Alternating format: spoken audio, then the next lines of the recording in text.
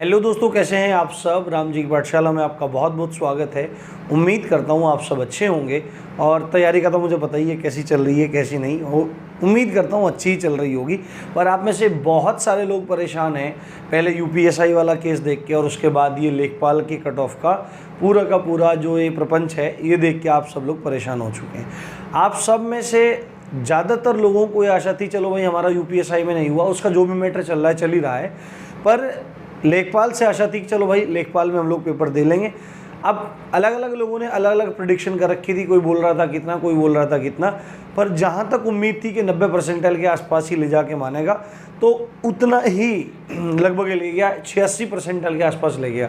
परंतु बात केवल यहीं ख़त्म नहीं हुई। अब बच्चों ने एक्सेप्ट कर ली सब चीज़ें, सब काम हो गया, परंतु ये जो कट ऑफ निकालने में विसंगतियाँ आयोग ने दिखाई, ये गड़बड़ियाँ आयोग ने दिखाई, इसकी वजह से बहुत सारे बच्चे अब परेशान हो रहे हैं और बहुत सारे बच्चे ठीक से पहली बात तो अपना रिजल्ट भी नहीं देख पा रहे हैं।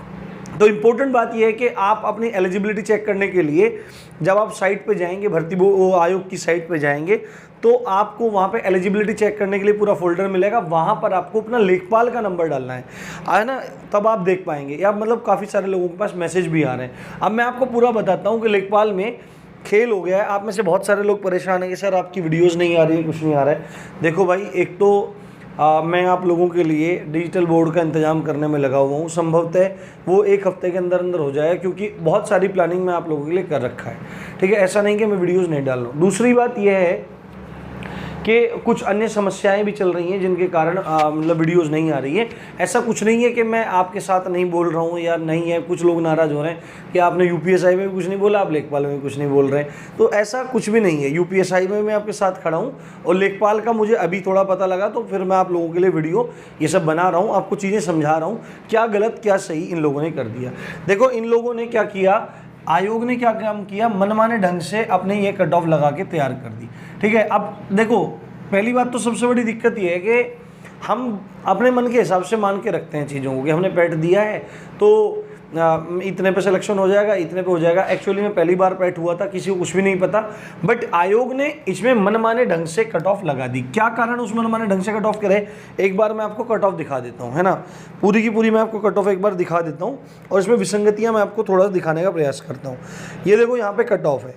इधर इन्होंने क्या काम किया कि इन लोगों ने, एक चीज़ मैं बोल रहा हूँ, एक सेकेंड, इन्होंने बोला कि इन्होंने 15 गुना बच्चे लिए। अगर 15 गुना ये बच्चे ले रहे हैं तो 1.2 लाख होने चाहिए, यानी 1,20,000 बच्चे होने चाहिए, बट इन्होंने वो ज़्यादा ही कर दिया है। मतलब 1,20,000 से 2 गुना बच्चा इन्होंने बुला लिया, और किस हिसाब से इन्होंने बुलाया उसका कोई भी चीज़ें नहीं है। पहली बात तो पैट को ये लोग बोल रहे थे कि भाई जो पैट परीक्षा है वो पात्रता परीक्षा है, और पात्रता परीक्षा बिल्कुल ऐसे ही होनी चाहिए जैसे टेट होता है कि भाई इतने नंबर पे क्राइटेरिया सेट होना चाहिए कि भाई जो बंदा इतने नंबर लेके आएगा वो अगली परीक्षा में जाके बैठ जाएगा।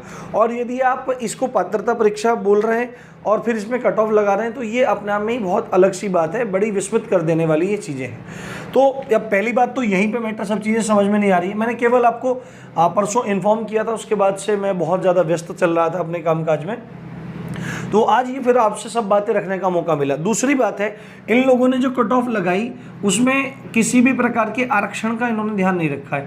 ठीक है, आप इसमें देखो, यहाँ पे देखो, आप अनारक्षित की इन्होंने कट ऑफ लगाई है, यानी जनरल कैटेगरी की 62.96 पे, ईडब्ल्यूएस की भी समझ आता हूँ ईडब्ल्यूएस की भी 62.96 पे है और ओबीसी की भी 62.96 पे है।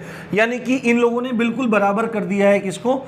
इन लोगों ने बराबर कर दिया है यूआर को, ओबीसी को और आपका ईडब्ल्यूएस को। चलो एक बार मान लेते कि भाई ईडब्ल्यूएस और यूआर है, वो अपना मतलब कोई बात नहीं कि बच्चा, ज़्यादातर बच्चे जो यूआर के हैं उन लोगों ने ईडब्ल्यूएस बनवा लिया, तो एक बार को मान ली जाती बात, पर ओबीसी को भी उसी जगह लेके चले आए, तो ये एक बहुत बड़ी विसंगति है। मैंने आपको पहले ही बोली थी सब चीज़ें कि आयोग डिसाइड ही नहीं कर पा रहा है, और मैंने उस संदर्भ में आपको बोला था कि क्या 19 तारीख को एग्जाम हो पाएगा, क्योंकि आयोग डिसाइड ही नहीं कर पा रहा है कि उसको कट ऑफ कितनी लगानी है।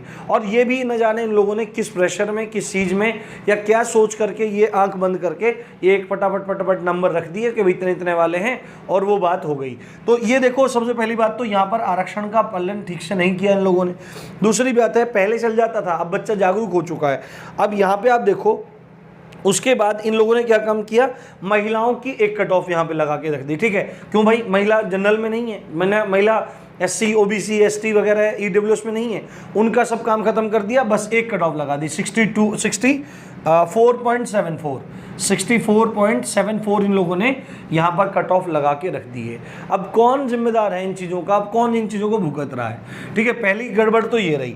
दूसरी एक बात जो है बहुत सामने निकल के आ रही है कि इन लोगों ने नॉर्मलाइज्ड स्कोर पर मतलब ये चयन किया है, तो इतनी बात है, पहली प्रॉब्लम तो ये थी। उसके बाद कट ऑफ से कम पर भी चयन हो रहा है, ऐसे कुछ प्रमाण देखने के लिए आए हैं, खासकर लड़कियों के मामले में, कि कुछ लड़कियों के जो, और वो ऑफिशियल डाटा है, काफ़ी सारे जगह वो चीज़ें वायरल हो रही हैं, कुछ चीज़ें ऐसी वायरल हो रही हैं जिनको पुष्टि कर पाना, जिनको प्रमाणित कर पाना मतलब संभव नहीं है, वो फर्जी भी हो सकती है।